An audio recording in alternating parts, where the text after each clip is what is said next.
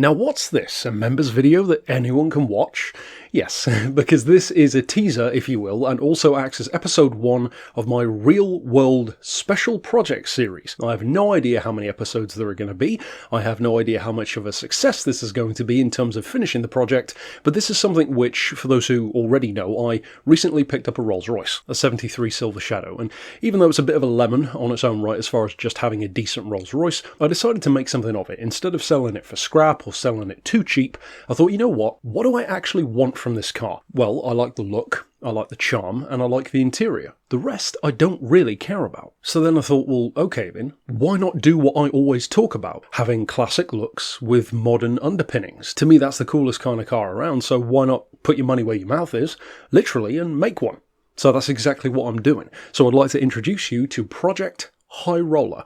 Project High Roller, as you can see in the video, is going to be a combination of two things, which as far as I know, no one has done before. They have jacked up a Rolls-Royce or put it on like a Dodge Ram chassis or whatever. There was even a kind of semi-Rolls-Royce, which was more of a replica on a Land Cruiser chassis, which ran in the Dakar. That wasn't really a Rolls-Royce though, so there is a precedent for off-road Rolls-Royces, but for this one I've decided to base it on a car with remarkably similar dimensions. The Mitsubishi L200 Warrior. I've bought one, as you can see in the video. I've already completely stripped the interior, aside from just the driver's area, so that I can still drive it if absolutely necessary. And I've pretty much ended up there with the Mitsubishi for now, because the next stage is to completely strip off the body, the frame, and leave nothing but the drivable chassis left. So the ladder frame, the wheels, the four-wheel drive system, the prop shafts, drive shafts, brakes, suspension, engine, gearbox, etc. But then none of the body, none of the seats, and none of the frame.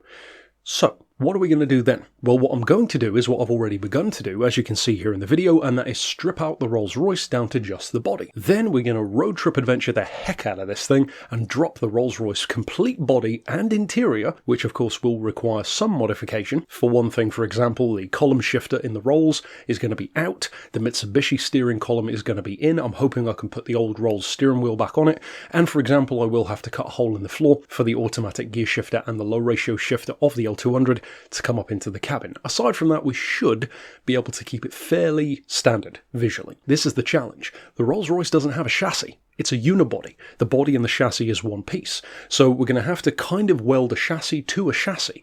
We might be able to cut out some bits of it, and at the moment I'm working on the much slower progressing and much more minimal looking, in terms of how much it looks like you've done compared to how long you've been working on it, aspect of removing the engine, etc. from the Rolls. I'm still very early days. I mean, this is literally day 3.